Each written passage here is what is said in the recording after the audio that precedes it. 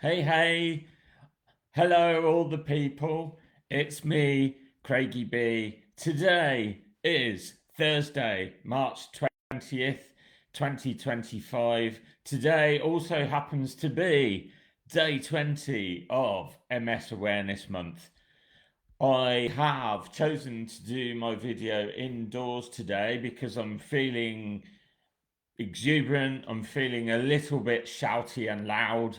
So I decided not to do my early morning video, Facebook Live, in the garden where I could annoy my neighbours because it is, after all, only 6:30 a.m. So that's why I'm indoors today. Um, Yesterday I had a good day. I followed my daily checklist of activities and went out for a walk and visited friends for a couple of hours in the middle of what turned out to be a lovely sunny day. Today, I decided to share more detail about how I chose to manage my condition after being diagnosed with multiple sclerosis in 2019, a full 6 years ago. Just to position where I was then and where I am now, I will begin with that before moving on to talking about what I've been doing.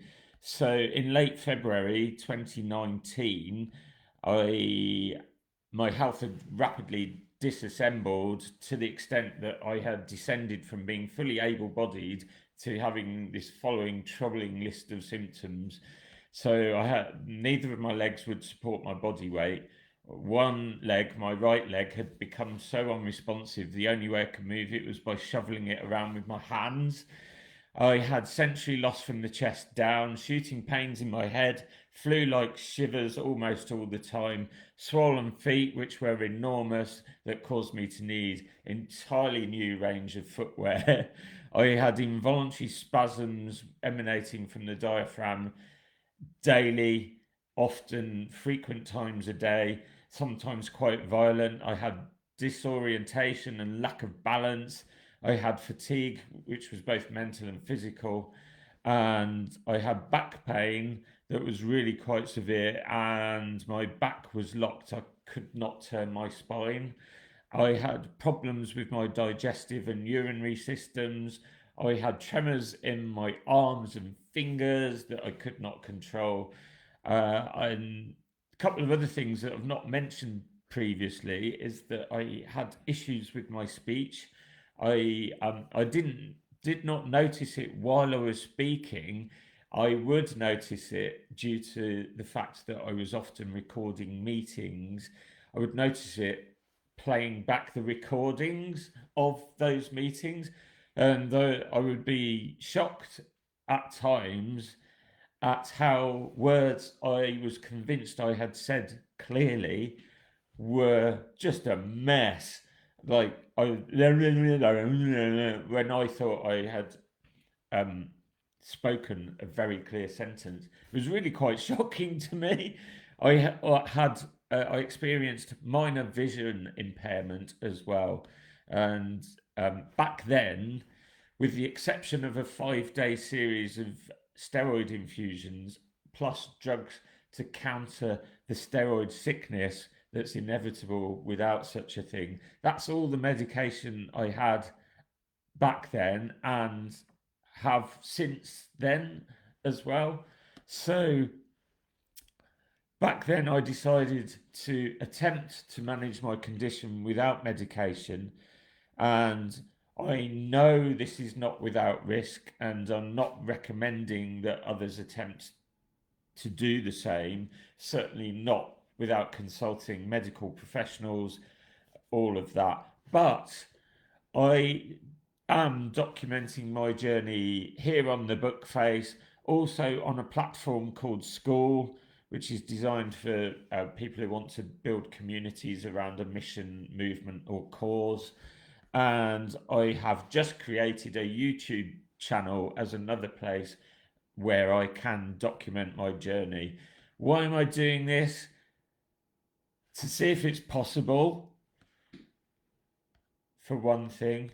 I believe very strongly that we need as many people as possible finding out as many ways as we can as a species to tackle this condition in as many different ways as is possible, so that there are as many different options as possible for people in the future who find themselves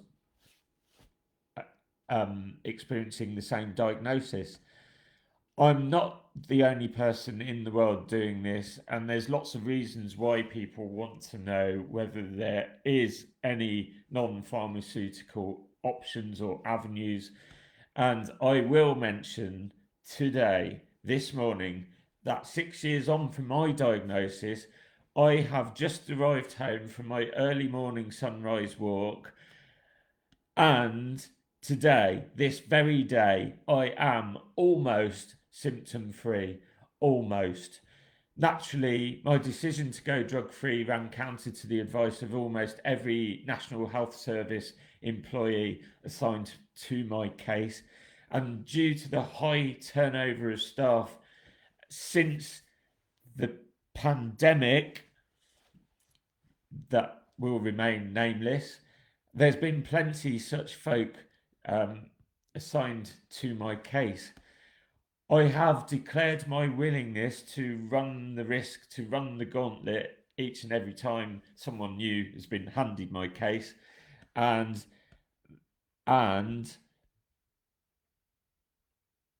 having declared I'm willing to run the risk, I figured being alive is risky in any event, so why not? I'm happy and willing to run the gauntlet to see what's possible. So for now, I'm choosing the road less travelled. It's a road that I can readily admit requires more work and conscious effort, but this is me. I've always loved doing the opposite of what I've been told to do.